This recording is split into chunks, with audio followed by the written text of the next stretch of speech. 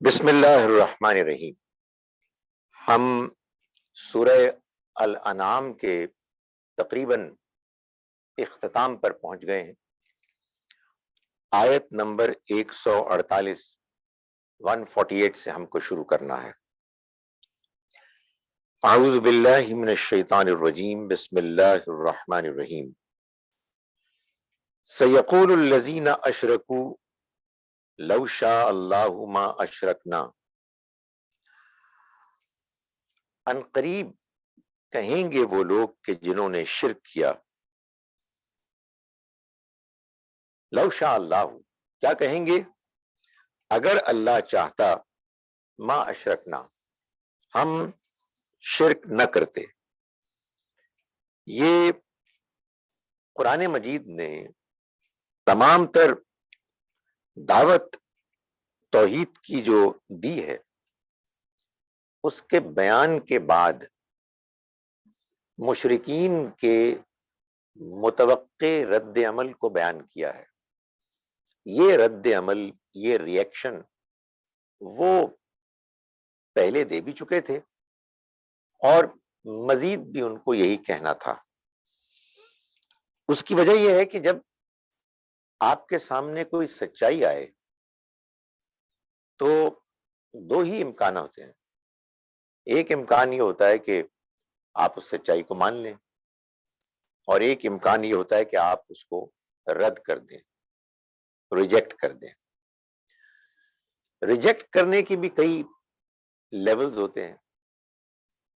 جو سب سے زیادہ شدید، انفارچونیٹ، افسوسناک ہوتا ہے، اس رد عمل میں دعوت کی مخالفت شروع ہو جاتی ہے اور بیکار قسم کی ایسے بہانے، اعتراضات پیش کیے جاتے ہیں کہ جن کا نہ کوئی سر ہوتا ہے نہ کوئی پیر ہوتا ہے، لیکن انسان اپنے آپ کو دھوکہ دینے کے لیے بھی اور اپنے بے وقوف احمق فالوورز کو مطمئن کرنے کے لیے بھی کچھ نہ کچھ باتیں کرتے ہیں۔ اسی طرح کی بات معلوم ہوتا ہے کہ مشرکین مکہ نے کی۔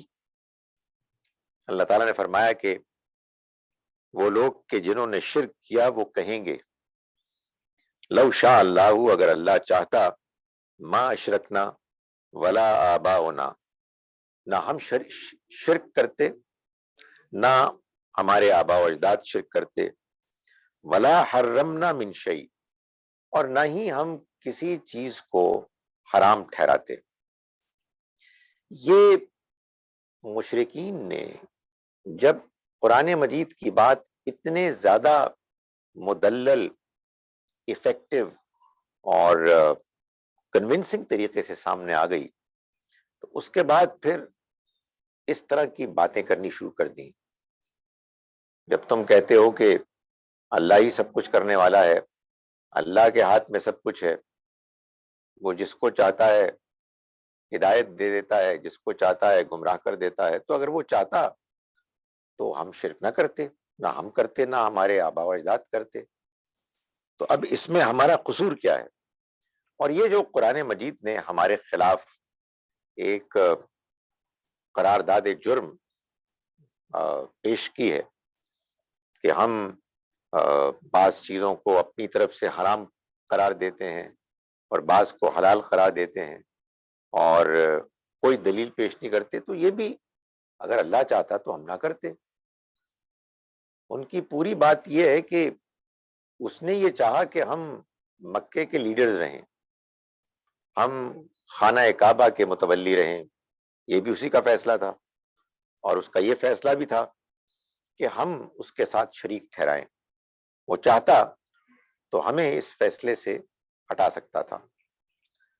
کذالک کذب الذین من قبلہم، اسی طرح سے جھٹلایا ان لوگوں نے بھی کہ جو ان سے پہلے ہو گزرے، یعنی ان سے پہلے بھی جن لوگوں نے شرک کیا اور ان کے پاس اللہ کے پیغمبر آئے اور انہوں نے توحید کی دعوت دی، تو شرک کرنے والوں نے ایسے ہی جھٹلایا، یعنی آنے والی دعوت کو، آنے والے پیغام کو جھوٹ قرار دیا۔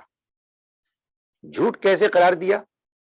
ایسے کہ انہوں نے کہا کہ بھائی بات یہ ہے کہ ہم جو کچھ کر رہے ہیں یہ اللہ کے حکم ہی سے تو کر رہے ہیں، اللہ تعالیٰ چاہتا تو ہم اس کے گھر میں شرک نہ کرتے، لیکن جب وہ ہمیں اس کی اجازت دے رہا ہے تو پھر تمہارا پیغام غلط ہے۔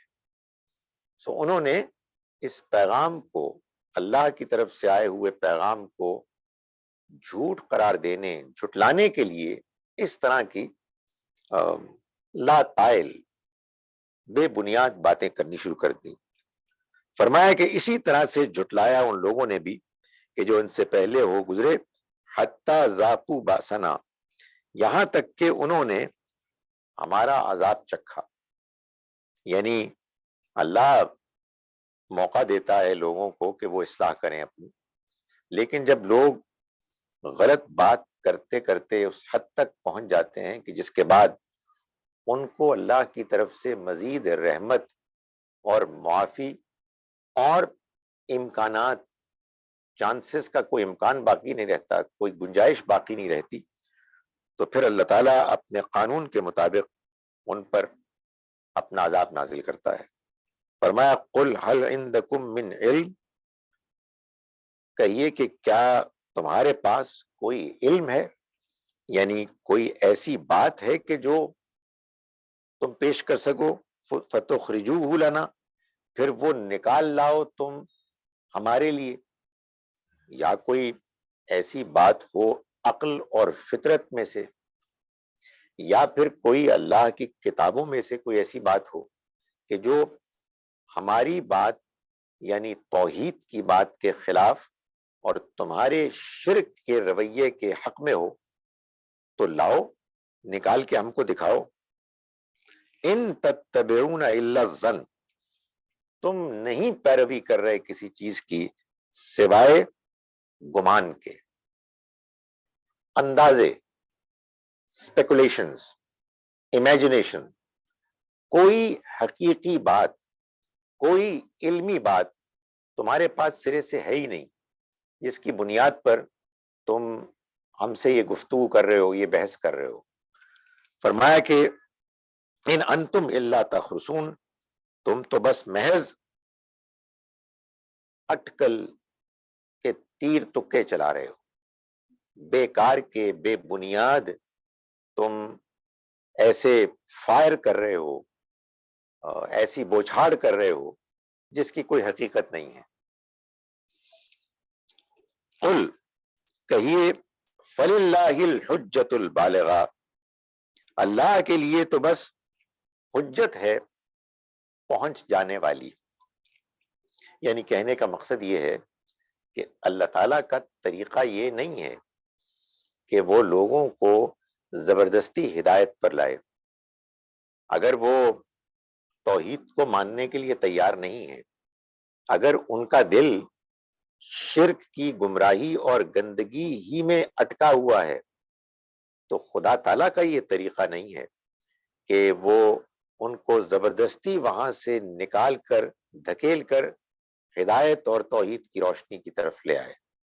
اللہ تعالیٰ نے اس دنیا کو امتحان کے لیے بنایا ہے، اور امتحان کی غرض سے اس نے انسان کو آزادی دی ہے، اختیار دیا ہے، اسے عقل دی ہے، اسے فطرت دی ہے جو صحیح حقیقتوں کو سمجھتی ہے، اپریشیٹ کرتی ہے، اور اس کے ساتھ ساتھ آزادی دی ہے کہ انسان اپنی مرضی سے فیصلہ کرے، چاہے تو صحیح فیصلہ کرے، ہدایت کا فیصلہ کرے، توحید پر مبنی فیصلہ کرے، چاہے وہ گمراہی کا فیصلہ کرے۔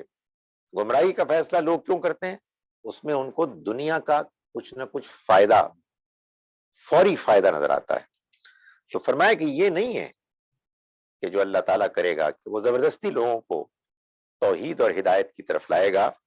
ان کو بتا دو کہ فللہ الحجۃ البالغہ، اللہ کے لیے تو بس حجت ہے پہنچ جانے والی، یعنی اللہ لوگوں کو گمراہی سے نکالنے کے لیے وہ حجت، وہ دلیل، وہ تعلیمات پہنچاتا ہے کہ جو ان تک پہنچ بھی جائے اور اگر وہ اس کو سمجھنے کے لیے تیار ہوں تو ان کے دل و دماغ تک پہنچے اور ان کو متاثر کرے. اس سے زیادہ اس دنیا کی زندگی کے امتحان میں اللہ تعالیٰ نے اپنے ذمے کوئی اور رسپانسبلٹی نہیں لی.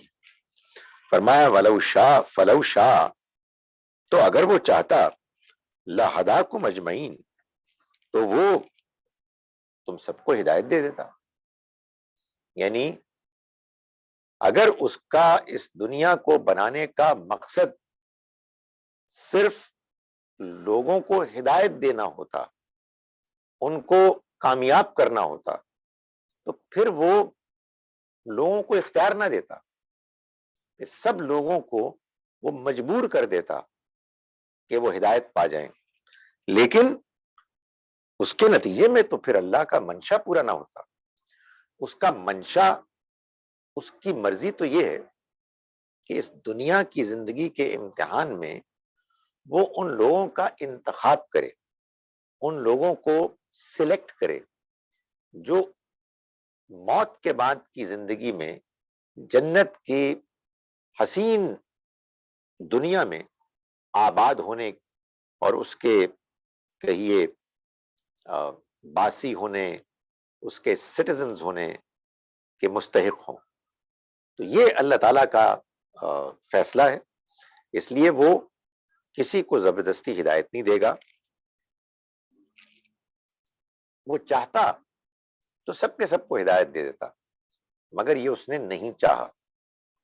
اور اس دنیا کی زندگی میں امتحان میں لوگوں کو آزادی دی کہ وہ اپنی آزادانہ مرضی سے فیصلہ کر کے یہ دیکھیں کہ کیا ہدایت کا راستہ ہے اور کون سا گمراہی کا راستہ ہے.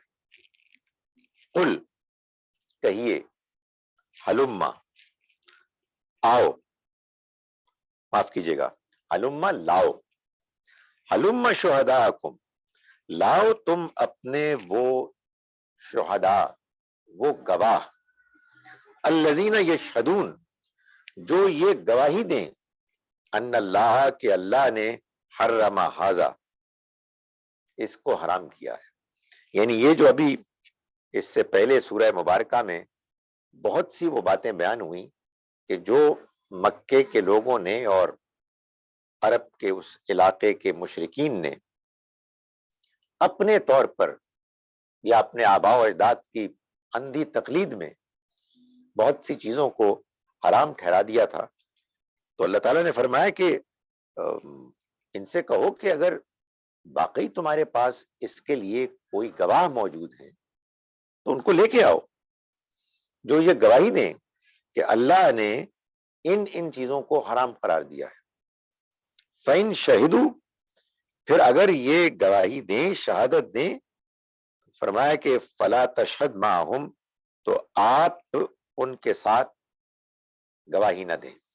یعنی مطلب یہ ہے کہ اگر آپ کے اس چیلنج کے بعد ضد میں آ کر وہ کوئی گواہ بھی لے آئیں تو وہ گواہ اپنی گواہی کے بیان سے ہی بتا دیں گے کہ اصل میں یہ جھوٹ موٹ کی گواہی ہے.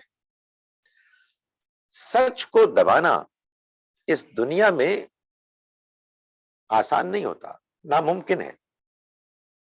کتنی ہی آپ طاقت کیوں نہ استعمال کر لیں، کتنے ہی جتن کیوں نہ کر لیں، سچ بالآخر چھا جاتا ہے.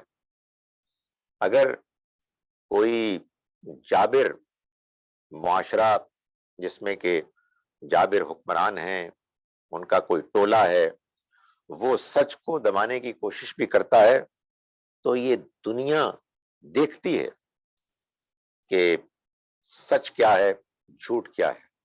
اور اس میں امتحان ہوتا ہے ان لوگوں کا کہ جو سچائی کو جاننا چاہتے ہیں، ماننا چاہتے ہیں، اگرچہ کہ اس کا فائدہ کسی کو بھی ہو، اور جو جھوٹ کو، دھوکے کو، فریب کو ہر حال میں کنڈیم کرنا چاہتے ہیں، چاہے اس کا نقصان کسی کو بھی ہو.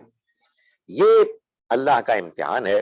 تو فرمایا کہ ان سے کہو کہ تم اپنے گواہ لاؤ، اور یہ فرمایا کہ یہ گواہ لے بھی آئیں اپنے شرک کے جو بھی انہوں نے مظاہر کھڑے کیے ہوئے ہیں مشرکانہ جو طور طریقے اختیار کیے ہوئے ہیں وہ اگر لے بھی آئے ضد میں تو آپ ان کے ساتھ گواہی نہ دیں.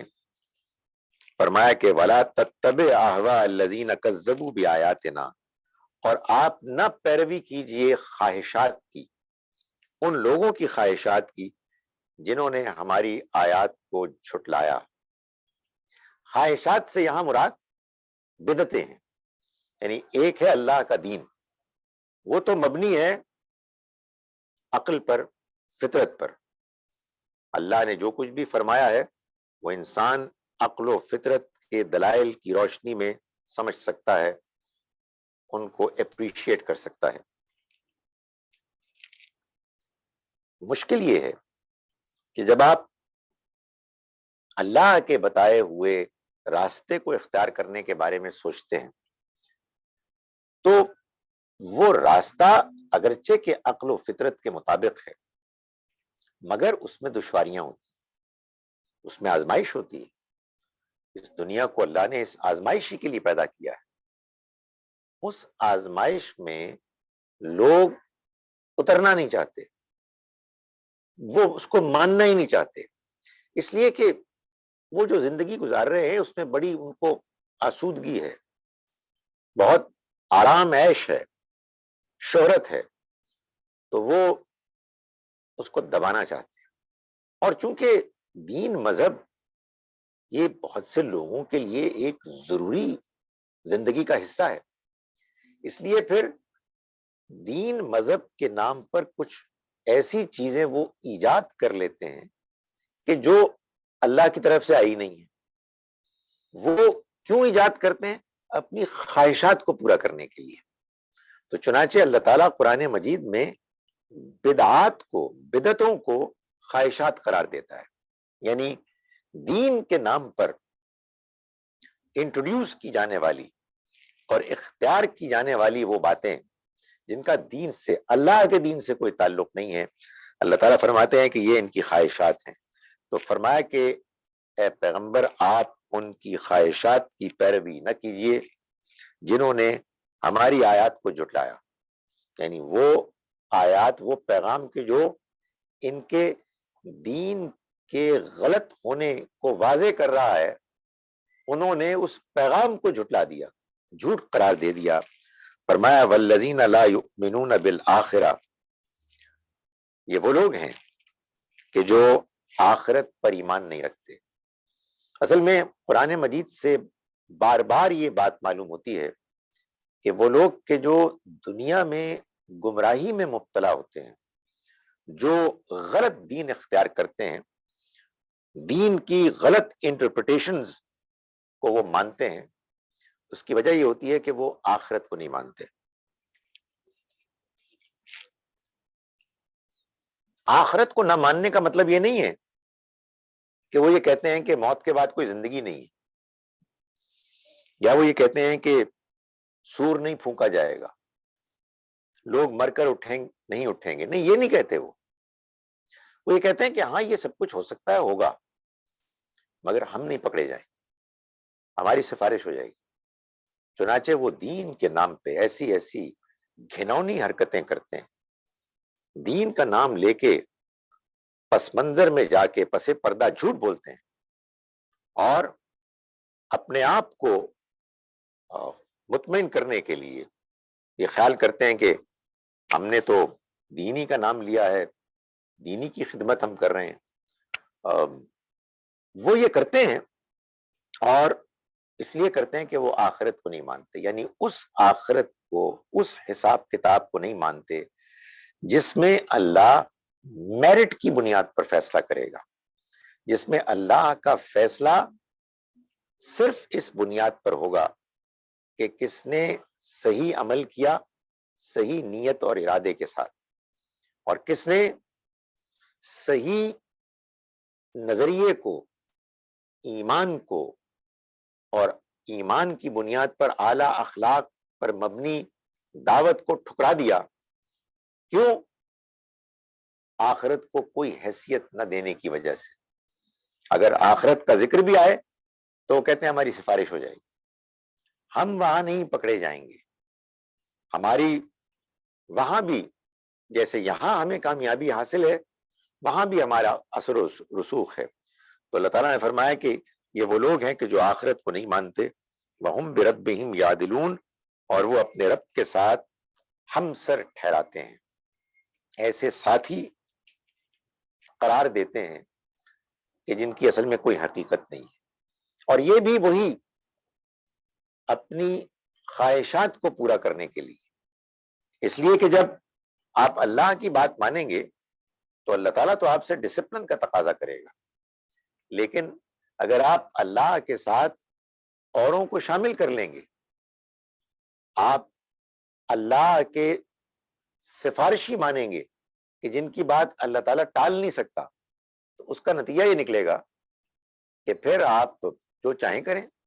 اس لیے کہ ہم نے جن فرشتوں کو، جن جنات کو، جن پیغمبروں کو، جن بزرگوں کو اللہ کے ہاں سفارش کے لیے چن لیا ہے اور ہم ان کے گن گاتے ہیں، ہم ان کی گستاخی پر لوگوں کو قتل کر دیتے ہیں، تو وہ کیا بھلا ہماری سفارش نہیں کریں گے؟ وہ اللہ کے چہیتے ہیں، ان کا اللہ تعالیٰ کے ہاں بڑا اثر و رسوخ ہے، اور ہم ان کے نام لیتے ہیں. ہم نے تو نعرہ لگا دیا ہے کہ ہم حاضر ہیں آپ کی ناموس کے لیے، تو وہ ہمیں بچا لیں گے. یہ جو ہم دودھ میں پانی ملاتے ہیں، ملاوٹ کرتے ہیں، یہ جو ہم یتیموں کی، بیواؤں کی زمینیں زبردستی ہڑپ کرتے ہیں، یہ جو ہم رشوت لیتے ہیں، رشوت دیتے ہیں، یہ جو ہم دنیا میں ظلم کرتے ہیں، بے حیائی کرتے ہیں، اس کے باوجود ہم کامیاب ہو جائیں گے، اس لیے کہ ہماری سفارش ہے. تو قرآن یہ کہتا ہے کہ یہ آخرت کا انکار ہے. سو یہ حرکتیں اللہ کے دین کے ساتھ زیادتی وہ لوگ کرتے ہیں جو آخرت کو نہیں مانتے. قل کہیے تعالو، آؤ، اتلو ما حرم ربکم علیکم، میں تمہیں پڑھ کر سناتا ہوں کہ تمہارے رب نے کیا چیزیں ہیں کہ جن کو حرام ٹھہرایا ہے تم پر، تمہارے لیے. یعنی ایک تو ان کا بدعات پر مبنی دین ہے جو بے بنیاد ہے، خرافات ہیں، ان کی کوئی حقیقت نہیں ہے کہ فلاں جانور حلال ہے، فلاں حرام ہے، فلاں ہمارے مردوں کے لیے حلال ہے، عورتوں کے لیے حرام ہے، وغیرہ وغیرہ، بے بنیاد باتیں جن کا کہ کوئی ثبوت، کوئی دلیل نہیں ہے. یہ اللہ کا دین نہیں ہے. آؤ میں تم کو بتاتا ہوں کہ تمہارے رب نے تم پر کیا چیزیں حرام کی. یعنی یہ اللہ کا دین وہ دین ہے کہ جو تمام پیغمبروں کا لایا ہوا دین ہے. یہ وہ دین ہے کہ جو عقل پر مبنی ہے، جو انسانی فطرت کے عین مطابق ہے. وہ کیا ہے؟ اللہ تشرکو بہ شیئا، کہ تم اس کے ساتھ کسی اور کو شریک مت ٹھہراؤ. یعنی پہلی بات جو اللہ تعالیٰ نے حرام کی وہ یہ ہے کہ تم اللہ کے ساتھ کسی کو شریک نہیں ٹھہراؤ گے. وہی اصول کہ جس کی خلاف ورزی اہل مکہ اور ان کے پیروکار کر رہے تھے. اللہ کے ساتھ کسی کو شریک نہ ٹھہرانے کا مطلب ہے کہ اللہ کی ذات میں کسی کو شریک نہ ٹھہرانا. یعنی جو لوگ یہ مانتے ہیں کہ اللہ کسی میں سے ہے یا کوئی اللہ میں سے ہے، تو یہ شرک ہے. اور دوسری چیز یہ ہے کہ اس پوری کائنات میں جو فیصلے ہو رہے ہیں، فیصلے اور ان کی امپلیمنٹیشن، یہ سب اللہ کر رہا ہے. اس میں کسی اور کو اللہ کا پارٹنر ماننا یہ بھی شرک ہے. تو فرمایا کہ یہ حرام کر دیا ہے تمہارے رب نے کہ تم اس کے ساتھ کسی کو شریک نہیں ٹھہراؤ گے. یہ پہلی چیز ہے جس کو حرام کیا گیا ہے. اور جیسا کہ میں نے گزارش کی کہ یہ وہ چیز ہے کہ جو تمام اللہ کے پیغمبر یہ توحید کی دعوت لے کر آئے ہیں. جو پہلی قسم کا شرک ہے اس میں اللہ کا بیٹا ماننا، جیسے کہ یعنی مسیحی مانتے ہیں، یا پھر یہ ہے کہ اللہ کی بیٹیاں ماننا جیسے کہ مشرکین مکہ مانتے تھے، اللہ کی ذات کے بارے میں ایسے فضول قسم کے نظریات قائم کرنا، جیسے کہ مثال کے طور پر ہمارے ہاں بعض صوفیوں کے یہاں ہے کہ سارا وجود اللہ ہی ہے، وحدت الوجود، یہ بھی شرک ہے۔ اللہ کے ساتھ اس کی ذات میں کسی کو ماننا ساتھی، اس کا حصہ، یہ شرک ہے۔ اور دوسرا یہ کہ اللہ نے جو کائنات بنائی ہے اس میں وہ جو فیصلے کر رہا ہے اور ان فیصلوں کو جس طرح سے وہ نافذ کر رہا ہے اس میں اس کے علاوہ اور بھی ہیں کہ جو شامل ہیں۔ اس طرح کا شرک وہ لوگ کرتے ہیں کہ جو بزرگوں سے مانگتے ہیں، ان کا نام لیتے ہیں اور ان کا نام لے کر ان کو پکارتے ہیں۔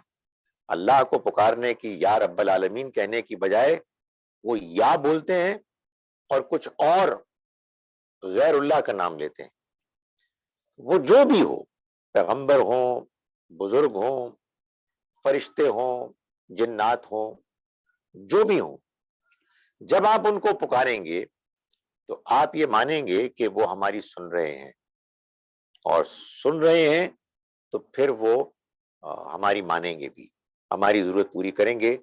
اس کائنات میں اللہ کے علاوہ کوئی اور ایسا ہے ہی نہیں کہ جس کو ادنا درجے میں بھی یہ اختیار ہو کہ وہ کسی کی دعائیں سنے، کسی کی پکار سنے اور پھر اس کو پورا کرے، بجا لائے۔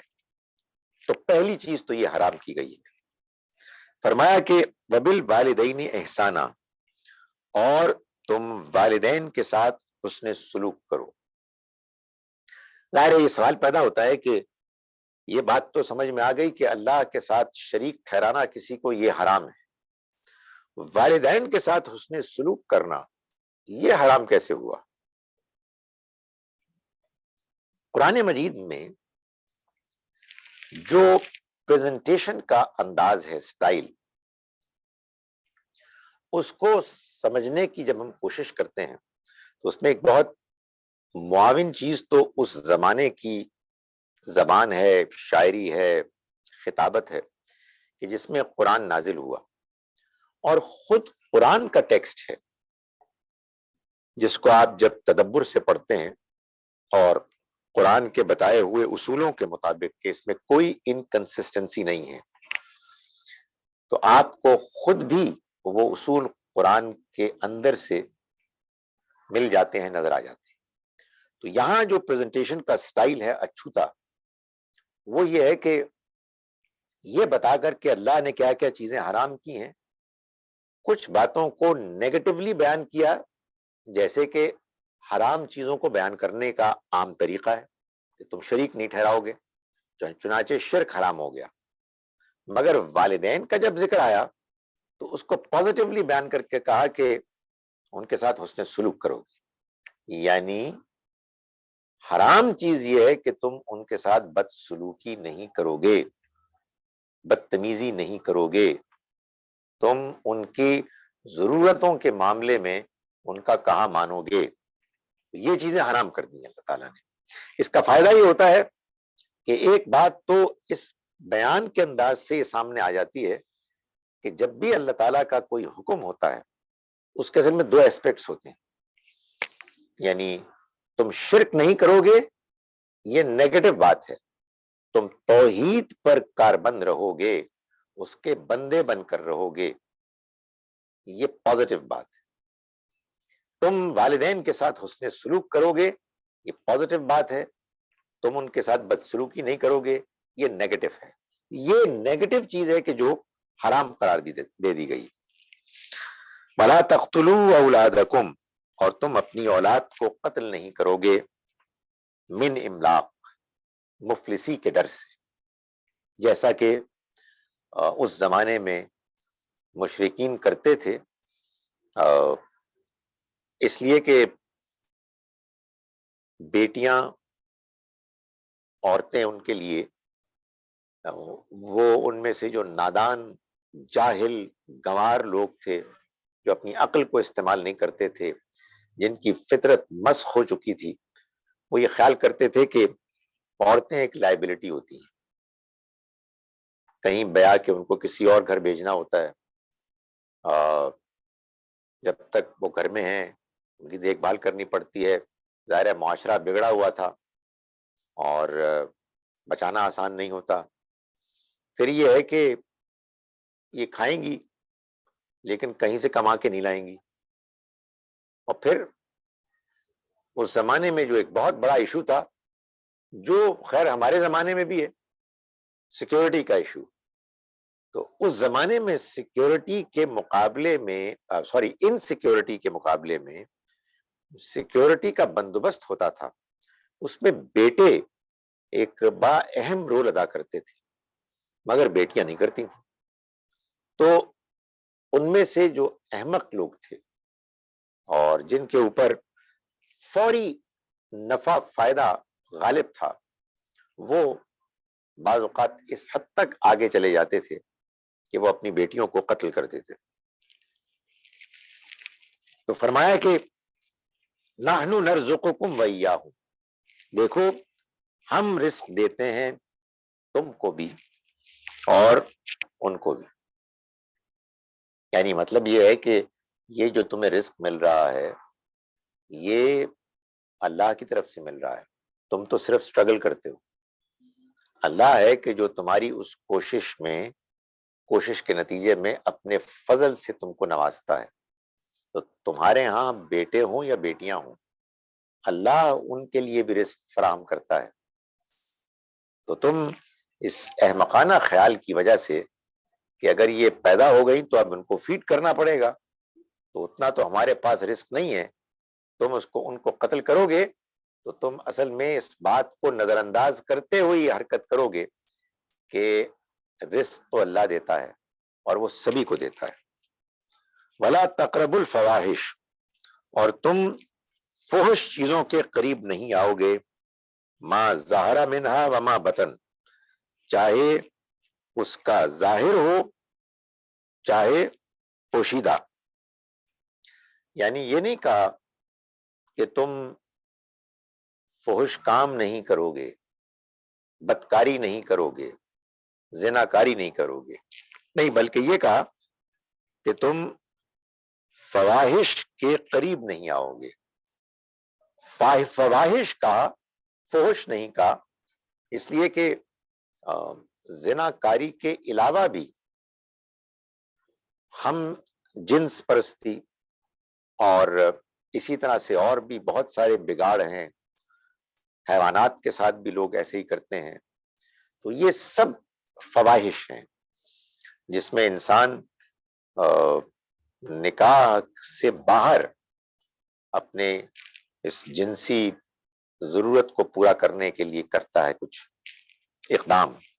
تو اللہ تعالیٰ نے فرمایا کہ یہ نہ صرف یہ کہ تمہیں یہ نہیں کرنے، بلکہ تمہیں ان کے قریب بھی نہیں آنا، بلا تقرب الفواحش، اور نہ صرف یہ کہ قریب نہیں آنا تم نے ظاہر میں، بلکہ چھپ کر بھی نہیں آنا، اس لیے کہ یہ وہ چیز ہے کہ جو انسان ایک مرتبہ قریب آنا شروع ہو جائے، یعنی ان چیزوں میں ملوث ہونا شروع ہو جائے کہ جو اس آخری گناہ کی طرف لے جانے والے راستے کی کچھ نشانات ہیں، تو پھر انسان اس آخری برائی سے بھی نہیں بچ پاتا۔ انسان کے اندر یہ کمزوری ہے کہ وہ پھر اس کی طرف کھنچتا چلا جاتا ہے، اس کے اندر ایڈکشن ہو جاتی ہے اور وہ اس سے پھر بری طرح متاثر ہوتا ہے۔ تو اللہ تعالیٰ نے اس وجہ سے یہ کہا کہ تم اس کے قریب بھی نہ جاؤ، یعنی جہاں کہیں تمہیں یہ خدشہ محسوس ہو کہ اگر تم یہاں تک پہنچ گئے تو پھر اس سے آگے تمہارا بچنا مشکل ہے، تو پھر تم وہاں بھی نہ جاؤ کہ جو اس کے قریب کا کوئی مقام ہے، جیسا کہ یوسف علیہ السلام نے اللہ تعالیٰ سے دعا کرتے ہوئے یہ فرمایا تھا جب ان کو یہ خدشہ ہوا کہ جس ماحول میں وہ رہ رہے تھے اس ماحول میں ان کو برائی کی دعوت دی جا رہی تھی، تو انہوں نے اپنی دعا میں یہ فرمایا کہ اے میرے رب، قید خانہ مجھے زیادہ پسند ہے، قید میں جانا مجھے زیادہ محبوب ہے بنسبت اس کے کہ جس کی طرف یہ مجھے دعوت دے رہے ہیں، اور اگر تو نے مجھے ان سے ان کے فریب سے دور نہ کیا تو میں مائل ہو جاؤں گا، اسبو الیہن، اور میں جاہلوں میں سے ہو جاؤں گا۔ فرمایا کہ ولا تقتلوا النفس التي حرم الله الا بالحق، اور مت قتل کرو اس جان کو کہ جس کو اللہ نے حرام قرار دے دیا سوائے حق کے، سوائے اس کے کہ کسی کی جان لینا جائز ہو جائے۔ اس کی دو ہی صورتیں ہیں جو قرآن نے بیان کی ہیں۔ قرآن نے خود اس کو واضح کیا ہے کہ انسانی جان کن صورتوں میں لی جا سکتی ہے۔ قرآن سے واضح ہوتا ہے کہ ایک صورت تو یہ ہے کہ کوئی قاتل ہے جس کو قتل کر دیا جائے۔ قاتل کو قتل کرنے کا مطلب یہ ہے کہ قاتل کے اوپر مقدمہ چلے گا اور اس مقدمے کے بعد یہ فیصلہ کیا جائے گا کہ آیا اتنے ثبوت فراہم ہو گئے ہیں کہ اب یہ طے کر لیا جائے کہ یہ مجرم ہے اور اس کو کیفر کردار تک پہنچانا ہے، تو وہ قتل بالحق ہے۔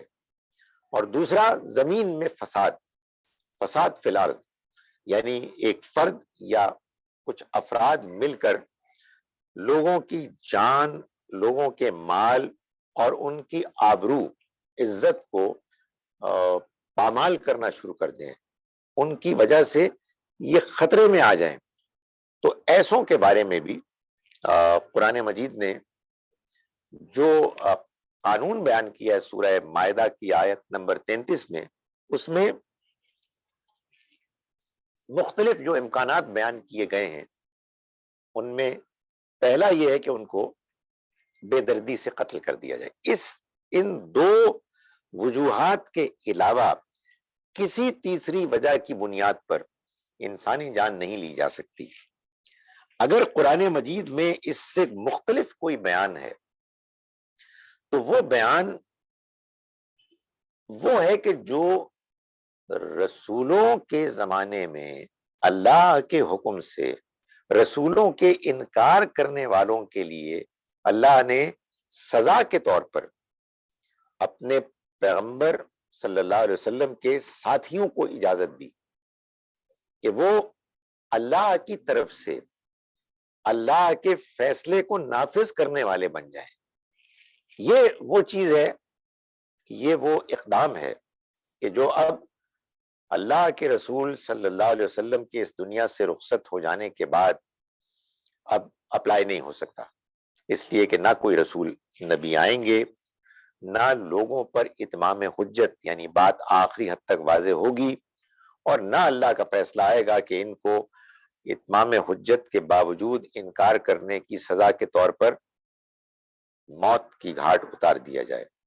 تو اس لیے اب صرف یہی دو صورتیں باقی رہ گئی ہیں۔ فرمایا کہ ذالکم وصاکم بہ لعلکم تعقلون، یہ ہے وہ چیز جس کی تمہیں وصیت کی جا رہی ہے تاکہ تم عقل سے کام لو۔ ولا تقربوا مال الیتیم، اور یتیم کے مال کے قریب بھی نہ آؤ، الا باللتی ہی احسن، سوائے اس طریقے کے کہ جو بہترین طریقہ ہے، یعنی ان کے مال کی نگہداشت، ان کے مال کی دیکھ بھال کی نیت ارادے سے، حتی یبلغ اشدہ، یہاں تک کہ وہ اپنے جوانی کو، بالغ عمر کو، سن رشد کو پہنچ جائیں، یعنی وہ اپنے مال کو، اپنے کاروبار کو سنبھالنے کی پوزیشن میں آ جائیں، تو اس وقت تک تم نے ان کے مال کے قریب نہیں آنا بری نیت کے ساتھ، یعنی تم اس کو ضائع نہیں کر سکتے ہو۔ ظاہر ہے کہ یہ جو اللہ تعالیٰ نے بات بیان فرمائی ہے یہ ایک اصول کی بنیاد پر ہے، اور وہ اصول یہ ہے کہ اگر آپ کے پاس طاقت ہے، اگر آپ کے پاس اختیار ہے، اور کچھ لوگ ہیں کہ جو کمزور ہیں، بے بس ہیں، جیسے یتیم، تو ان کی بے بسی اور ان کی کمزوری کی وجہ سے آپ ان کو ایکسپلائٹ نہ کریں۔ یہ ایک بہت بڑا گناہ ہے، اس کو اللہ نے حرام کیا ہے۔ یہ جتنی بھی باتیں ہیں جو یہاں بیان ہو رہی ہیں، یہ ساری کی ساری چیزیں اور ان کی تمام تفصیلات اور اپلیکیشنز، یہ ہیں وہ گناہ کبیرہ کہ جو اگر کوئی انسان کرتا ہے اور اس کے بعد توبہ نہیں کرتا تو وہ پھر اللہ تعالیٰ کے ہاں بچ نہیں سکتا۔ یہ وہ گناہ ہیں کہ جن کے مسلسل سرزد کرنے والے لوگ اور کرنے کے بعد توبہ نہ کرنے والے لوگ، شدید خدشہ ہے کہ وہ اپنی نیکیوں سے بھی محروم ہو جائیں گے۔ فرمایا وَأَوْفُوا الْكَيْلَ وَالْمِيزَانَ، اور تم پورا پورا تولو اور پورا پورا ناپو، یعنی ناپ تول انصاف کے ساتھ پورا پورا کرو۔ مطلب یہ ہے کہ تم جب کاروبار کرو، لوگوں کو چیزیں تول کے یا ناپ کے دو تو ڈنڈی مت مارو۔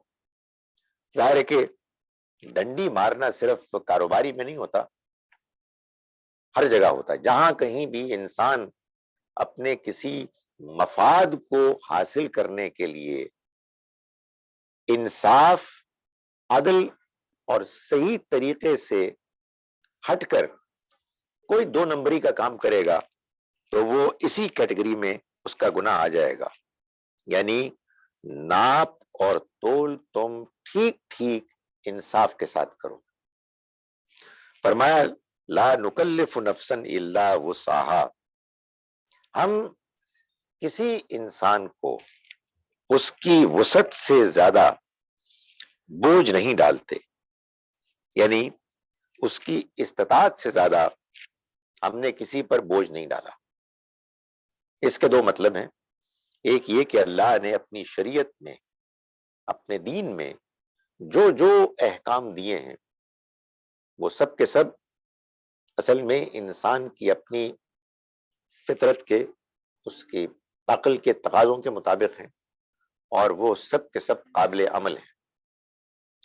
ان احکام کے بجا لاتے ہوئے اگر کوئی ایسی مشکلات آ جائیں کہ جو اس کے بس سے باہر ہے، تو اللہ تعالیٰ نے انسان کے بس، انسان کی وسعت، انسان کی طاقت کے اندر رہتے ہوئے جو کچھ انسان کر سکتا ہے اسی کے لیے اس کو جواب دہ ٹھہرایا۔ اس کا مطلب یہ ہے کہ انسان کو ان تمام گناہوں سے، ان تمام زیادتیوں سے اپنے آپ کو بچانا ہے جس حد تک اس کے لیے ممکن ہو۔ اللہ تعالیٰ ہم سے کسی ناممکن تقاضے کا کو ہمارے سامنے پیش نہیں کرتا، لیکن جو ہمارے لیے ممکن ہے اس کے بارے میں ہم لازماً جواب دہ ہوں گے۔ یہ بات بیان کی، اور اسی کا ایک دوسرا پہلو ہے۔ وہ پہلو یہ ہے کہ آخرت میں بھی اللہ تعالیٰ کی جواب دہی میں اس چیز کا لحاظ رکھا جائے گا کہ انسان جو کچھ کر سکتا ہے، جو کچھ کر سکتا تھا، جتنا اس کے لیے ممکن تھا، اتنا ہی وہ جواب دہ ہوگا۔ اس بات کو اللہ تعالیٰ نے اگلی سورہ، سورہ اعراف میں آخرت کے حوالے سے بھی بیان کیا کہ جو لوگ ایمان لائے اور جنہوں نے نیک عمل کیے وہی ہیں کہ جو جنت میں جائیں گے اور اس میں ہمیشہ رہیں گے، اور ہم کسی سے، کسی انسان سے اس کی استعداد، اس کی کیپیسٹی، اس کی وسعت سے زیادہ اس کو جواب دہ نہیں ٹھہرائیں گے۔ تو ایمان اور نیک اعمال میں اللہ تعالیٰ کا یہی اصول قاعدہ ہے۔ فرمایا کہ وَإِذَا قُلْتُمْ، اور جب تم بات کرو، فَعْدِلُوا، تو انصاف کرو، انصاف کے ساتھ بولو. یعنی یہ جو تمہاری زبان ہے اس کے لیے بھی تم اللہ کے ہاں جواب دو. جب تم سے کوئی بات پوچھی جائے، جب تم کوئی گواہی دو، جب تم کوئی سٹیٹمنٹ دو، تو بالکل سیدھی بات کرو، چاہے اس کے نتیجے میں تمہارے قریبی رشتہ داروں ہی کا نقصان کیوں نہ ہو. قرآن مجید میں اللہ تعالیٰ نے 2 مقامات پر یہ بات بڑی واضح کر دی ہے کہ ہم مسلمانوں کا اللہ تعالیٰ سے یہ ایک بہت بڑا تقاضا ہے کہ ہم سچائی پر گواہ رہیں گے.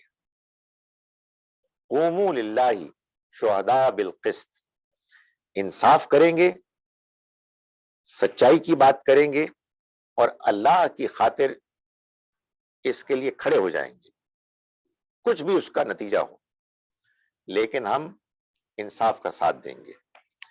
تو یہ بات یہاں جو بیان کی گئی ہے کہ جب بات کرو تو انصاف کرو، یعنی تمہاری بات میں جھوٹ نہیں ہونا چاہیے، تمہاری بات میں دھوکہ نہیں ہونا چاہیے، دوسروں کو بلف نہیں کرنا چاہیے، چاہے تمہاری سچی بات کے نتیجے میں تمہارا اپنا نقصان ہو یا تمہارے رشتہ داروں کا نقصان ہو. جس قوم میں جھوٹ بولنا عام ہو جائے اس قوم کے برباد ہونے کا فیصلہ گویا کہ اللہ تعالیٰ نے کر دیا، اس لیے کہ وہ قوم نہیں بچ سکتی. آپ ایک دوسرے پہ بھروسہ نہیں کرتے، اور میں نے یہ دیکھا ہے کہ یہ ہماری بڑی بدنصیبی ہے کہ ہماری قوم میں جھوٹ اب کوئی جرم ہے ہی نہیں، بلکہ جھوٹ بولنے کو ایک فن سمجھا جاتا ہے. جو جتنا بڑا مکار ہے وہ اتنا ہی آپ سمجھیے کہ لوگوں کے نزدیک قابل تعریف سمجھدار انسان ہے. تو ظاہر ہے کہ جب کسی قوم میں گراوٹ اس حد تک آ جائے تو اس کے بعد بس اللہ معاف کرے، it's a matter of time. آپ کہیں گے کہ آپ مایوسی پھیلا رہے ہیں، میں گزارش کروں کہ نہیں، اگر قوم نے اٹھنا ہے تو پہلے اس بات کو جاننا ہوگا کہ ہم گرے کیوں ہیں، اور اگر اس میں دھوکہ دے رہے ہیں، ہم بار بار دھوکہ دے رہے ہیں، کچھ ہمارے اپنے خواہشات ہیں، کچھ ہمارے اپنے ٹارگٹس ہیں، کچھ ہمارے اپنے فیورٹس ہیں، کچھ ہمارے اپنے گروہ ہیں جن کی خاطر ہم جھوٹ کا ساتھ دے دیں گے اور سچ کا ساتھ نہیں دیں گے، تو فرمایا کہ یہ بھی ایک بہت بڑا گناہ ہے. اور فرمایا کہ وَبِعَهْدِ اللَّهِ يَوْفُوا، اور اللہ کے ساتھ معاہدوں کو، اللہ کے معاہدوں کو پورا کرو. اللہ کے معاہدے کیا ہیں؟ اللہ کا ایک معاہدہ اللہ کے ساتھ تو وہ ہے کہ جو ہم نے دین میں کیا ہے، کہ اللہ کے دین کو مانا ہے اور یہ وعدہ کیا ہے کہ ہم اس میں پورا اتریں گے. دوسرے معاہدے وہ ہیں جو ہم کرتے ہیں ہر کاروبار میں، ہر نوکری میں، ہر سروس میں ہم معاہدے کرتے ہیں کہ ہم قانون کی خلاف ورزی نہیں کریں گے، ہم جس ملک میں رہ رہے ہیں اس ملک کے قانون کے مطابق چلیں گے، ہم دھوکہ نہیں دیں گے، اور جو آئین دستور ہے اس کے مطابق ہم چلیں گے. اس پر لوگ حلف لیتے ہیں اللہ کا نام لے کر اور پھر پورے اطمینان کے ساتھ اس کو توڑتے ہیں، نیکی کے جذبے کے ساتھ، قوم کی بہتری کی خاطر. جب ظاہر ہے کہ حالات اتنے بگڑ جائیں تو اس کے بعد پھر اللہ سے دعا کرنی چاہیے کہ اللہ تعالیٰ ایسے لوگوں کو لائے کہ جو ہدایت یافتہ ہوں، اللہ سے ڈرنے والے ہوں، اپنے عہدوں کو پورا کرنے والے ہوں، ہر حال میں سچ بولنے والے ہوں.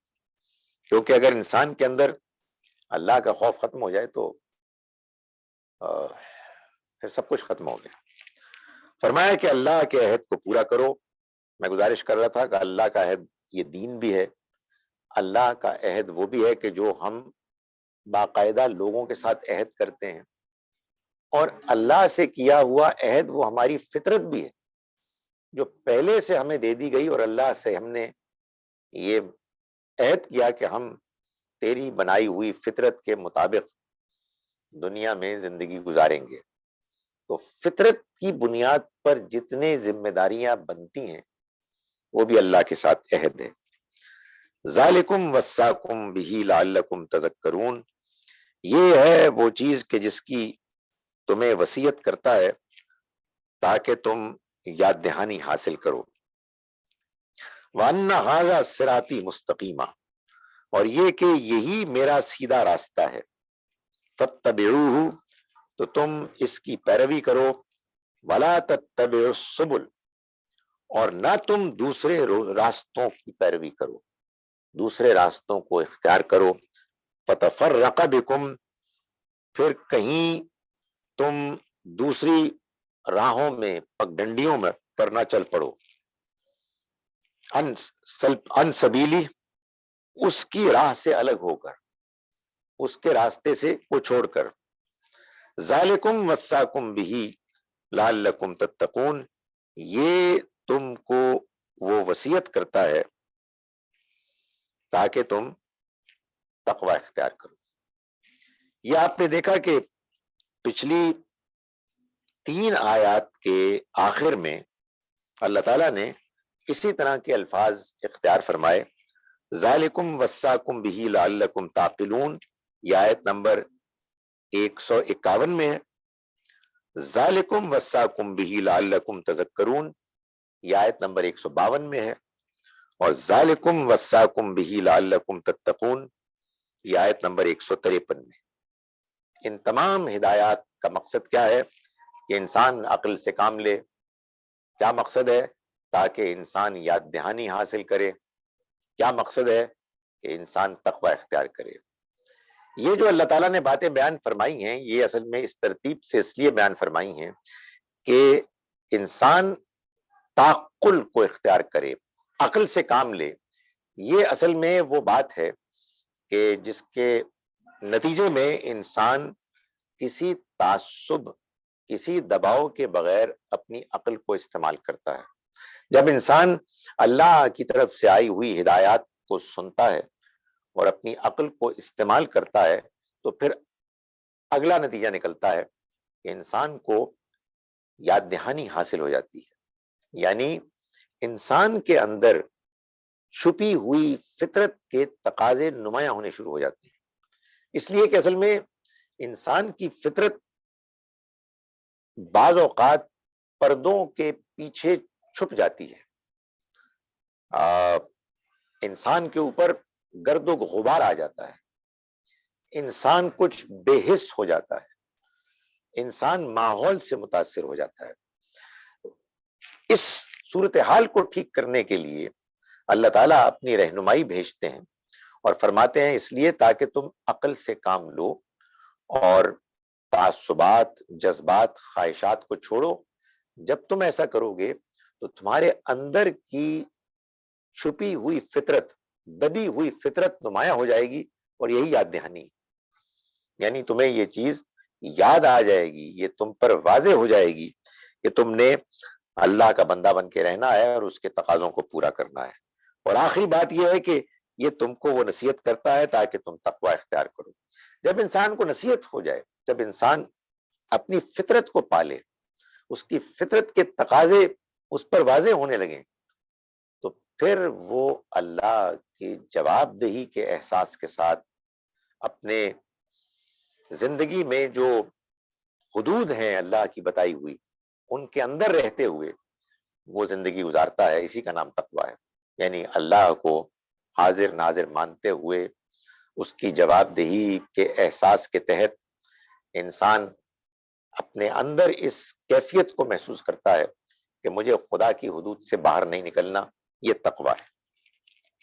میں ان آیات کا ترجمہ جو آج ہم نے پڑھی ہے ایک مرتبہ پھر کر رہا ہوں، اس کے بعد پھر آپ لوگوں سے سوال جواب کی نشست ہوگی.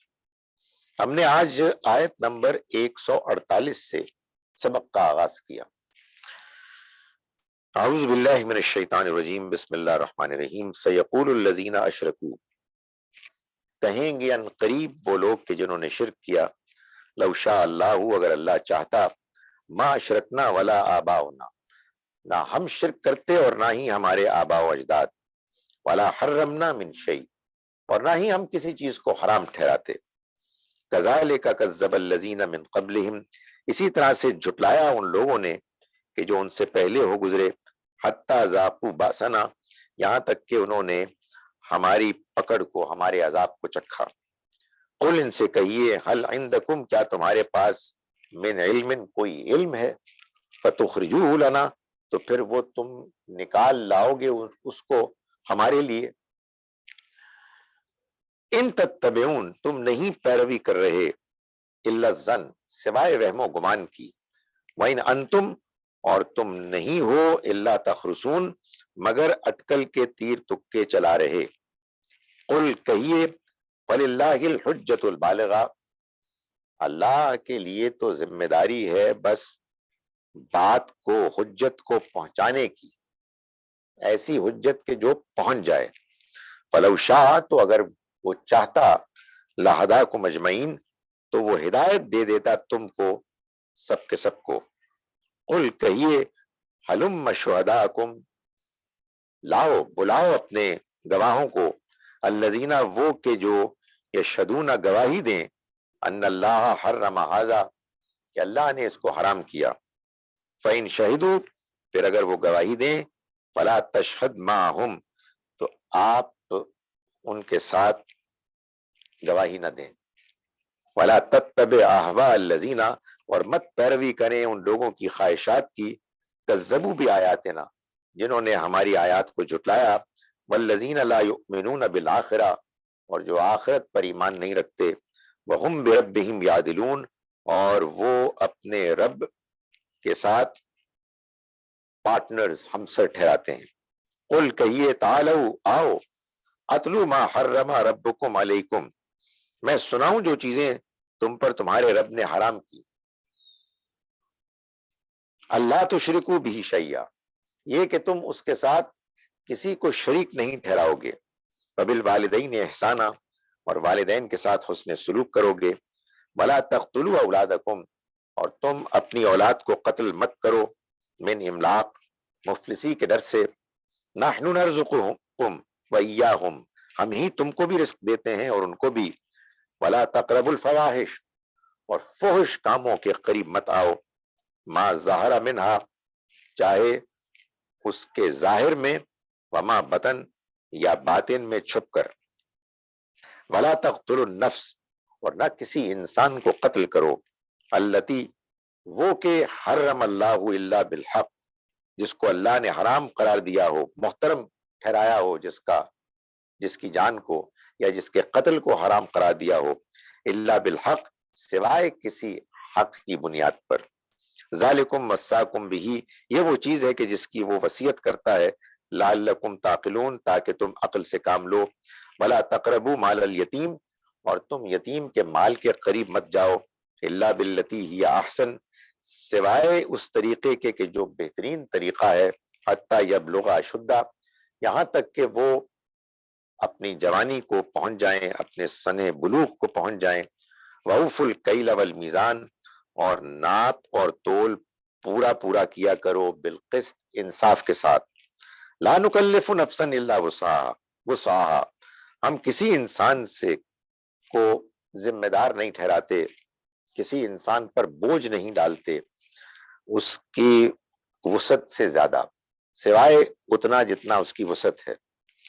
وَإِذَا قُلْتُمْ، اور جب تم بات کرو، فَاعْدِلُوا، تو انصاف کرو، وَلَوْ كَانَ ذَا قُرْبَى، اگرچہ کہ اس کا نقصان قریبی رشتہ داروں کو کیوں نہ ہو۔ وَبِعَهْدِ اللَّهِ أَوْفُوا، اور اللہ کے عہد کو پورا کرو۔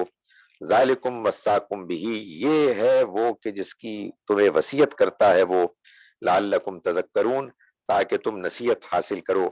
وَأَنَّ هَٰذَا صِرَاطِي مُسْتَقِيمًا، اور یہ کہ یہ میرا راستہ ہے سیدھا، فَاتَّبِعُوهُ، تو تم اس کی پیروی کرو۔ وَلَا تَتَّبِعُوا السُّبُلَ، اور نہ تم دوسری پگڈنڈیوں پر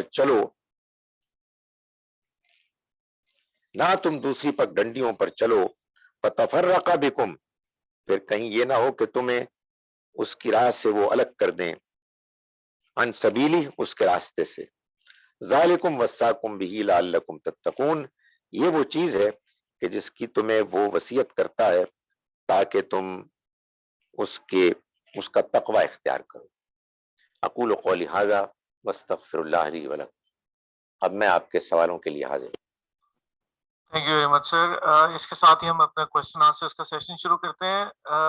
کوشچنس لینے سے پہلے ایک چیز میں بتانا چاہوں گا کہ آپ اپنا ہینڈ زوم ایپ کے اندر ریز کر سکتے ہیں، اور اکارڈنگلی جو ہی آپ کی ٹرن آئے گی تو آپ کا سوال پوچھ لیا جائے گا۔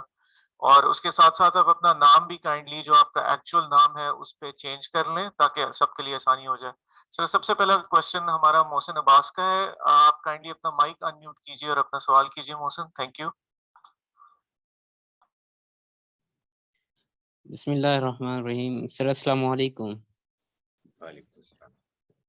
سر میرا کویشچن یہ ہے کہ آپ نے جیسے پہلی چند آیات میں بتایا تھا کہ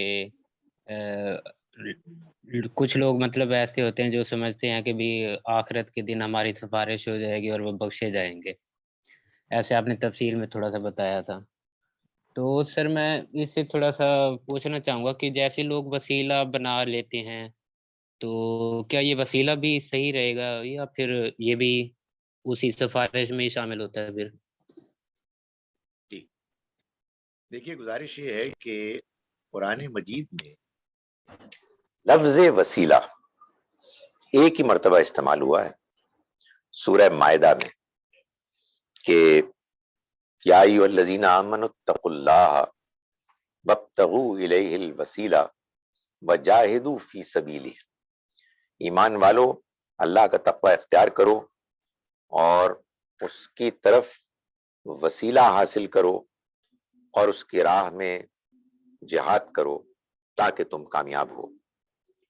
عربی زبان میں اور قرآن مجید میں یہاں وسیلہ کا جو مفہوم بنتا ہے وہ ہے قرب، یعنی یہ کہا جا رہا ہے کہ ایمان والو اللہ سے ڈرو اور اللہ کا قرب پاؤ، اس کے قریب آؤ، اور اس کے لیے اللہ کے راستے میں جہاد کرو، کوشش کرو۔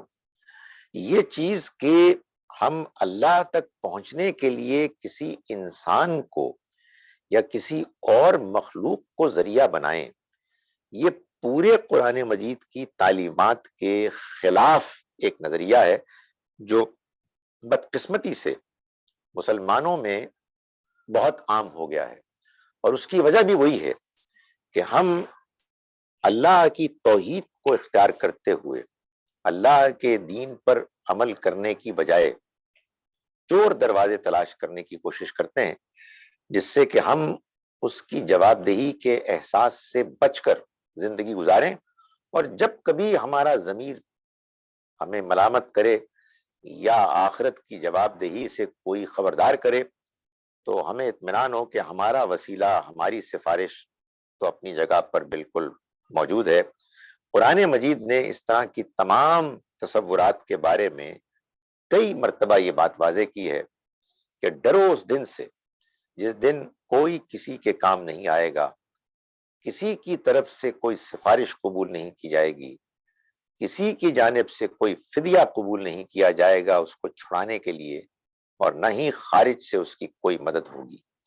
اس میں ہمارے یہاں غلط فہمی اس لیے ہوئی کہ قرآن میں بھی اور حدیث میں بھی سفارش کا، شفاعت کا ذکر ہے، اس کا مطلب اس کے سوا کچھ نہیں ہے کہ جیسے کہ قرآن مجید نے بتایا کہ جب کوئی شخص گناہ کرتا ہے اور اس کے بعد توبہ کرتا ہے، پیغمبر موجود ہوں تو اللہ تعالیٰ نے فرمایا کہ تم بھی توبہ کرو اور پیغمبر بھی تمہارے لیے دعا کریں تو اللہ تعالیٰ کے ہاں یہ چیز مؤثر ہوگی۔ تو آخرت میں بھی یہ ہوگا کہ بعض ان لوگوں کو کہ جنہوں نے گناہ کیا ہوں گے اور توبہ وہ کریں گے بعد میں، تو اللہ تعالیٰ اپنے نیک بندوں کو ان کی اس توبہ کے ساتھ ان کے لیے ان کی حق میں بات کہنے، سفارش کرنے کی اجازت دیں گے۔ اجازت ہی اللہ ہی دے گا اس شخص کے لیے کہ جو برائی کرے گا اور پھر توبہ کرے گا، اور وہ ان کو بھی اجازت دے گا کہ جو پھر اس کے لیے کچھ فرمائیں گے، شفاعت کریں گے، اور وہ بات بھی صحیح کریں گے. یہ سب باتیں قرآن مجید میں بیان کی گئی ہیں. چنانچہ کوئی فراڈ انسان، کوئی جھوٹا انسان، کوئی حرام خور انسان، کوئی دھوکے باز انسان اس طرح کی کسی شفاعت یا وسیلہ ہیں اس سے اس کو کوئی فائدہ نہیں. رائٹ. ہمارا نیکسٹ کوشچن ہے شبنم صاحبہ کا. آپ اپنا مائک انمیوٹ کیجئے اور اپنا سوال کر دیجئے. Thank you. السلام علیکم سر. وعلیکم السلام. سر مجھے ایک حدیث کے بارے میں آپ سے پوچھنا تھا. کافی فیمس ہماری حدیث ہے کہ نبی صلی اللہ علیہ وسلم نے فرمایا کہ اپنے مرنے والوں پر سورہ یاسین پڑھا کرو کہ یہ ان کی جان کنی آسان کرتی ہے، جان آسانی سے نکل جاتی ہے. تو سر تھوڑا کنفیوز تھی کہ یہ صحیح بات ہے، کیونکہ جیسے قرآن ہدایت کے لیے ہے، اور اگر کوئی نیک شخص ہے تو وہ تو ویسے ہی اللہ تعالیٰ اس کو اپنی رحمت سے آسان موت دے دیتے ہیں، اور اگر کوئی گناہ کار ہے تو کیا اس سے کوئی فرق پڑتا ہے؟ مجھے اس میں آپ کی رائے چاہیے تھی بس. تھینک یو سر. دیکھیں میں تھوڑی دیر کے لیے مان لیتا ہوں کہ یہ نبی صلی اللہ علیہ وسلم کا ارشاد ہے، اور یہ ٹھیک طرح سے نقل ہوا ہے. سر دست امیجیٹلی میرے پاس اس کی تحقیق نہیں ہے، لیکن میرا اصول یہی ہے کہ آپ اس بات کو مان لیں، لیکن پھر اس کو قرآن کی روشنی میں سمجھیں. قرآن مجید کی روشنی میں اگر اس بات کو مان لیا جائے تو اس کا مطلب اس کے سوا کچھ نہیں ہے کہ نبی صلی اللہ علیہ وسلم نے لوگوں کو یہ تلقین کی کہ اگر کوئی شخص دنیا سے رخصت ہونے والا ہے تو اس کے سامنے سورہ یاسین پڑھو. اگر وہ ہدایت یافتہ انسان ہوگا، اب یہ میں قرآن کی روشنی میں بات بیان کر رہا ہوں، تو یہ سورہ مبارکہ اور اس کے الفاظ یعنی اس کا مفہوم اس کو قرآن کے مضمون، قرآن کے پیغام، قرآن کی ہدایت کی یاد دہانی کرے گا. اور اس میں کوئی شبہ نہیں ہے کہ سورہ یاسین قرآن مجید کے مضامین کا ایک طرح سے بڑا ہی عمدہ مؤثر خلاصہ ہے. تو وہ اس کو پالے گا اور دنیا سے رخصت ہونے سے پہلے اس کو اس کلام کو سننے کا پھر موقع مل جائے گا، اور وہ یاد دہانی اس کے لیے ایک برکت کا اور اللہ کے آگے توبہ کرنے کا اور آخرت میں کی زندگی میں قدم رکھنے کے لیے ذہنی اور روحانی تیاری کا ذریعہ بنے گا. یہ تو اس کا وہ مطلب سمجھ میں آتا ہے کہ جو قرآن کی روشنی میں ہے. جو مطلب قرآن کی روشنی میں بالکل سمجھ میں نہیں آتا وہ یہ ہے کہ آپ سورہ یاسین پڑھیں.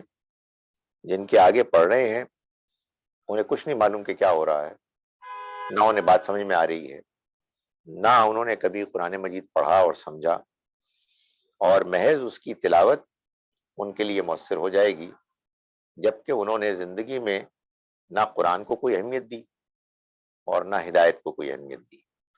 تو یہ بات نبی صلی اللہ علیہ وسلم کے لائے ہوئے دین کے بیان کے خلاف ہے. ایسا نہیں ہو سکتا. تھینک یو سر. ہمارا نیکسٹ کوشچن ہے اسماعیل حیات صاحب کا. آپ اپنا مائک انمیوٹ کیجئے اور اپنا سوال کیجئے. Thank you. السلام علیکم سر. سر میرا کوشچن ہے، میں بلانگ کرتا ہوں ملتان سے، جیسے کہ فونٹ سے کہا جاتا ہے مطلب کہ یہاں اولیاء کرام کا شہر. تو یہاں پہ مطلب کہ نا اولیاء کرام کے ہاتھ پہ مطلب کہ بیعت کی جاتی ہے، اس نے انہیں مطلب ایسا اپنا استاد مانا جاتا ہے، جیسے آپ نے مطلب کہ اسٹارٹنگ میں کہا تھا. تو ہم مطلب کہ اچھے کام کے مطابق ہمیں سکھا سکتے ہیں، دین کے متعلق مطلب تعلیمات دینا. تو اسی حساب سے ہم کر سکتے ہیں. کیا یہ بدعت میں آئے گا؟ یہ پھر بولیے گا آخری بات، یہ کیا چیز بدعت میں آئے گی؟ سر جیسے مطلب کہ ہم نے ان کے ہاتھ پہ بیعت کی ہے تو وہ ہمیں مطلب کہ اسلام کی تعلیمات یا دین کے متعلق تعلیم دے رہے ہیں. تو کیا یہ سر مطلب ٹھیک ٹھیک دیکھیے، گزارش یہ ہے انسان اگر دین پر عمل کر رہا ہے اور وہ کوئی دینی عمل اختیار کر رہا ہے اور اس کے بارے میں وہ دیانتداری سے سمجھتا ہے کہ یہ صحیح دینی عمل ہے، یہ تو نبی صلی اللہ علیہ وسلم کا بتایا ہوا دین ہے، اگرچہ کہ وہ عمل دین کے مطابق نہیں ہے، لیکن وہ جتنا دیانتداری سے سمجھتا ہے اس کو اختیار کر رہا ہے. جیسے کہ ابھی ہم نے اس آیت میں پڑھا کہ اللہ تعالیٰ کسی انسان کو اس کی وسعت سے زیادہ نہیں پوچھے گا.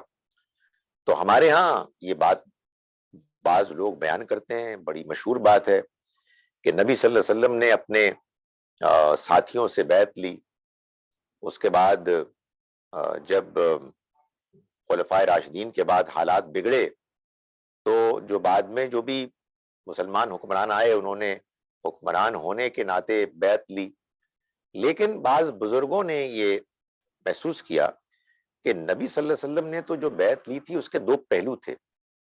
ایک یہ تھا کہ آپ کی بات مانی جائے گی بحیثیت حکمران، اور اس کا دوسرا پہلو یہ تھا کہ آپ اسی بیعت کے ذریعے سے لوگوں کی اصلاح کرتے تھے.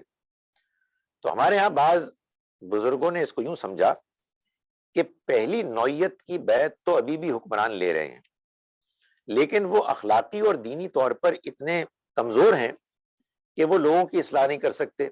جو خود اپنی اصلاح نہیں کر سکے تو لوگوں کی کیا کریں گے؟ اس وجہ سے یہ دوسری بیعت ہم لیتے ہیں. اور پھر انہوں نے لوگوں کی بیعت لی اور اس کو کہا بیعت ارشاد. اور پھر بعد میں یہ فلسفہ بھی مشہور ہو گیا کہ یہ بیعت جو ہے اسی سے تزکیہ ہوتا ہے اور تزکیے سے انسان جنت میں جاتا ہے. اور یہ بیعت جو ہے یہ اس کا سلسلہ نبی صلی اللہ علیہ وسلم تک جاتا ہے. اور ہمارے ہاں جو ہندوستان پاکستان میں صوفیہ کے جو 4 بڑے سلسلے ہیں ان میں سے کہتے ہیں کہ 3 وہ ہیں کہ جو حضرت علی کے ذریعے سے نبی صلی اللہ علیہ وسلم تک پہنچتے ہیں اور ایک حضرت ابو بکر کے ذریعے سے حضور تک پہنچتا ہے. تو یہ نظریہ ہے. میں نے یہ ساری بات اس لیے کی کہ اگر کوئی شخص اس کو یوں ہی سمجھتا ہے اور وہ دیانتداری سے محسوس کرتا ہے کہ بھائی یہ بات تو بالکل دین کی بات لگتی ہے تو میں اس کو اختیار کرتا ہوں، اور وہ اپنی عقل کو استعمال کرتا ہے، وہ قرآن پڑھتا ہے، وہ لوگوں کی باتیں سنتا ہے اور اسے کھٹک محسوس ہی نہیں ہوتی، تو ظاہر ہے کہ اللہ تعالیٰ تو انسانوں کے اپنے جو حالات ہیں ان کے پاس جتنی عقل ہے، جتنے ان کا علم ہے، اسی کے مطابق پوچھے گا. Having said that، یہ اس بات تو میں کہہ دی، میری اپنی دانست میں بیعت کا کوئی جواز نہیں ہے. یہ ہمارے ہاں جن بزرگوں نے بات بیان کی، جو میں نے ابھی بات کی، وہ بات انہوں نے ٹھیک طرح سے نہیں سمجھی. بیعت صرف اور صرف مسلمان حکمران لے سکتا ہے.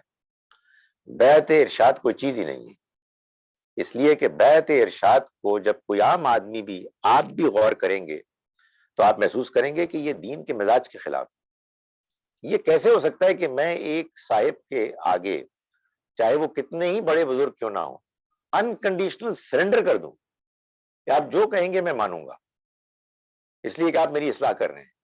بلکہ اس سے آگے بڑھ کر پھر یہ ہوتا ہے کہ وہ شیخ جو ہے وہ آپ کی چیزیں جاننے لگتا ہے، پھر آپ کو آپ کی پرسنل لائف میں وہ ہدایات دیتا ہے. اور یہ بات، یہ دعویٰ کہ یہ سلسلے ہیں کہ جو حضور سے جا کے مل رہے ہیں، یہ سب بے بنیاد باتیں ہیں. اس لیے مجھ سے اگر آپ پوچھیں گے اور اگر آپ کو میری بات سمجھ میں آ جائے گی کہ بیعت کا دین سے کوئی تعلق نہیں ہے، یعنی اس بیعت آج بھی اگر کوئی حکمران لے یہ اس کا حق بنتا ہے، لیکن حکمران کے علاوہ اگر کوئی بیعت لے تو یہ بیعت دین کے بتائے ہوئے جو طریقہ ہے، بیعت کا طریقہ، وہ اس کے خلاف ہے. اس لیے میرے خیال میں ایسا نہیں کرنا چاہیے. باقی جو لوگ بیعت لیتے ہیں، جو بیعت کرتے ہیں، میں ان کے بارے میں اس کے علاوہ کوئی سٹیٹمنٹ نہیں دے سکتا سوائے اس کے کہ مجھے اس سارے سسٹم سے شدید اختلاف. Thank you very much sir. Next question ہے عائشہ ظہیر صاحبہ کا. آپ اپنا مائک انمیوٹ کیجیے اور اپنا سوال کیجیے. Thank you.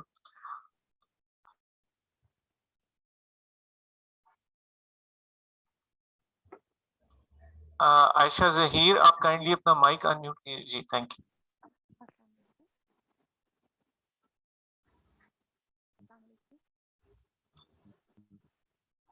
جی آپ کی آواز نہیں آ رہی مس عائشہ. آگے چلتے ہیں. نیکسٹ کوشچن شبنم, آپ اپنا مائک انمیوٹ کیجیے کائنڈلی اور اپنا کوشچن کیجیے.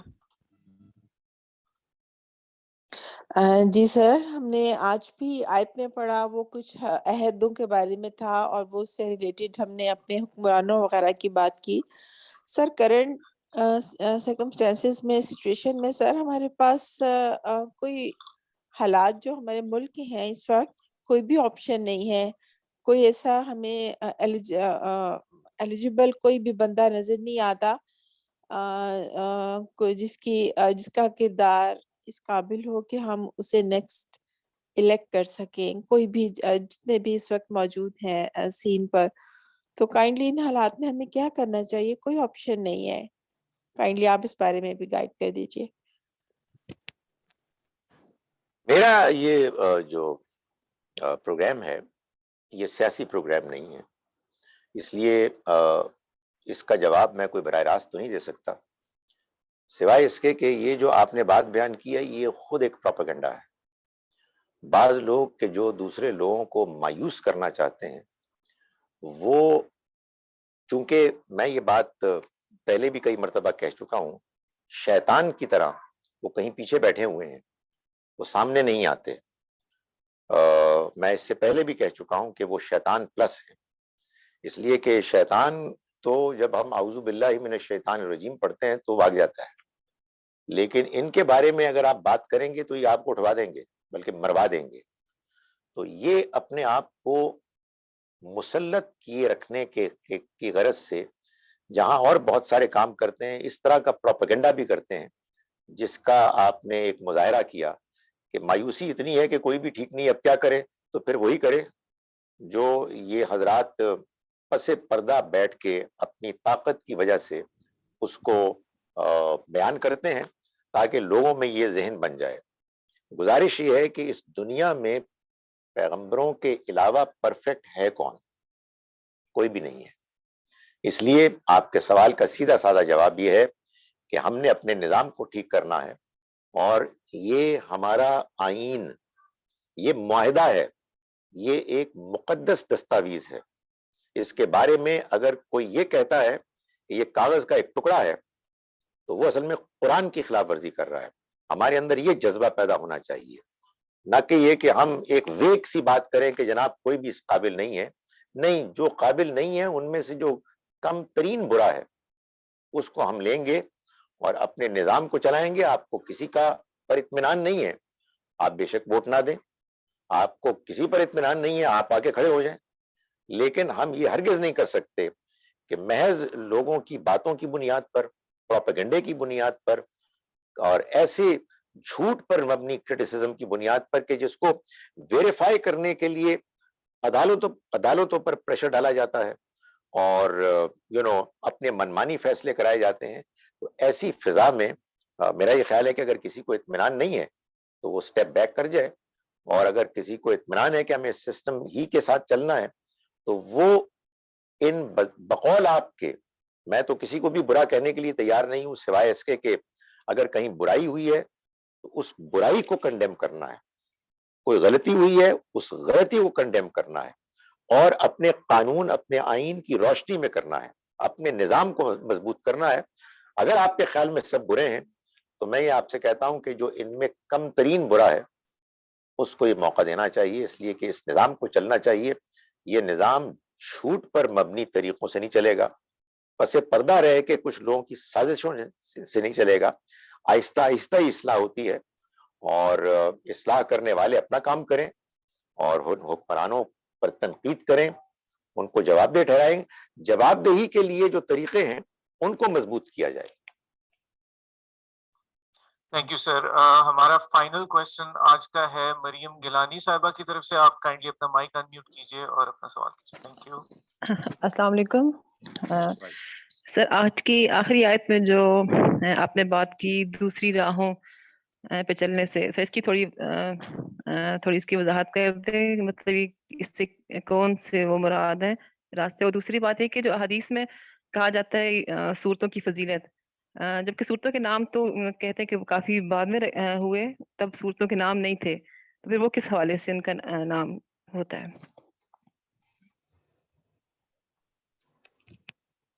دیکھیے یہ دو مختلف سوال ہیں. صورتوں کی فضیلتوں کے بارے میں عام طور پر جو احادیث بیان کی جاتی ہیں وہ احادیث محدثین کا جو معیار ہے حدیثوں کو پرکھنے کا اس پر پوری نہیں اترتی. سو یہ تو معلوم ہوتا ہے کہ بعد کے زمانوں میں کچھ لوگوں نے مسلمانوں کو قرآن مجید کی طرف مائل کرنے کے لیے یہ طریقہ اختیار کیا. اس لیے میں تو کبھی بھی جو فضیلت والی جو روایات ہیں صورتوں کے بارے میں اس عمومی انڈرسٹینڈنگ کی بنیاد پر مجھے کبھی اطمینان نہیں ہوتا. قرآن پورے کا پورا فضیلت والا ہے، فضیلت کی کتاب ہے، اور ہمیں ایک سرے سے لے کے الحمد سے لے کے والناس تک اس کو بار بار پڑھنا چاہیے. یعنی آپ کے روزانہ کے معمول میں یہ چیز ہونی چاہیے کہ آپ قرآن پڑھ رہے ہیں، کسی موقع پہ آپ سورہ آل عمران میں ہیں، پھر آگے بڑھ کے سورہ انفال پڑھ رہے ہیں، پھر آگے پہنچ کے آپ سورہ بنی اسرائیل پہ، اور پھر اس کو ختم کریں، پھر دوبارہ شروع. جہاں تک بات پگڈنڈیوں کی ہے، دین کے راستے کے علاوہ، یعنی جو اللہ نے دین بتایا ہے، کوئی بھی دوسرا راستہ دین کے نام پر جو اختیار کیا جائے گا وہ پگڈنڈیاں ہیں، بدعتیں. دین کے نام پر وہ تصورات کے جو دین سے ثابت ہی نہیں ہوتے، اور دین کی بنیاد پر ایسی باتیں کہ جو محض زور کلام، گلے پھاڑ پھاڑ کے گفتگو کر کے، شاعری کے ذریعے سے، خطابت کے ذریعے سے، قرآن سے بالکل الگ نت نئے جو تصورات ہیں جو پیش کیے جاتے ہیں، یہ پگڈنڈیاں ہیں. بدعتیں پگڈنڈیاں ہیں، شرک پگڈنڈی ہے، اور ہر وہ تصور کہ جو قرآن اور سنت سے ثابت نہیں ہوتا. تو اس لیے ان پگڈنڈیوں سے اگر آپ کو ہمیں بچنا ہے تو ہمارے پاس اس کے سوا اور کوئی چارہ نہیں ہے کہ ہم اسٹرکٹلی قرآن اور سنت کو سامنے رکھیں، اس کو سمجھنے کی کوشش کریں جتنا ہمارے لیے ممکن ہے. غلطیاں بھی ہوں گی، لیکن قرآن کو کھلے ذہن کے ساتھ باقاعدگی سے پڑھنے والا اور اس سے ہدایت پانے والا کبھی پگڈنڈیوں میں نہیں جا سکتا. تھینک یو ویری مچ سر. اگر آپ کی اجازت ہو تو سر ایک اور ہینڈ کسی نے ریز کیا ہے، ہم یہ والا کوشچن بھی جلدی سے لے لیتے ہیں. جی پاکیزہ صاحب، آپ کائنڈلی اپنا مائک انمیوٹ کیجئے اور اپنا سوال پوچھ لیجیے. Thank you. السلام علیکم سر. میرا کوشچن یہ ہے کہ میں نے ایک عالم کو سنا تھا تو انہوں نے کہا تھا کہ جو اسکیچنگ ہے وہ اسلام میں جائز نہیں ہے، کیونکہ قیامت کے روز پھر آپ سے کہا جائے گا کہ آپ ان میں اپنی روح پھونکیں. تو اس حساب سے اگر دیکھا جائے تو پھر جو بچوں کے ٹوائز وغیرہ ہیں وہ بھی نہیں بنانے چاہیے. اور ایک کوشچن ایک اور بھی ہے کہ کیا درباروں پہ جا کر منتیں مانگنا اور دعائیں مانگنا کیا یہ جائز ہے؟